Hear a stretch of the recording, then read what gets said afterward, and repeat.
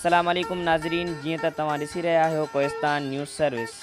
जमायत इस्लामी मरकज़ी अमीर जे सॾ ते मुल्क में वधंदड़ महांगाई, बेरोज़गारी, अवाम दुश्मन बजट पेश करण ते मुल्क जे ॿियनि शहरनि जियां जमायत इस्लामी ٿاڻو بولا जे तहलका अमीर अब्दुल हफ़ीज़ कासकेली, मौलवी मोहम्मद इम्तियाज़ बुलेदी, मौलवी मोहम्मद रहीम बिरोही, समाजी अॻवान ख़ैर मोहम्मद पालारी ऐं ॿियनि जी अॻवानी में प्रेस क्लब ٿاڻو بولا में एहतजाजी मुज़ाहिरो कयो। मुज़ाहिरीन प्ले कार्ड हथ में खणी वफ़ाक़ी सरकार ख़िलाफ़ चिती नारेबाज़ी कई।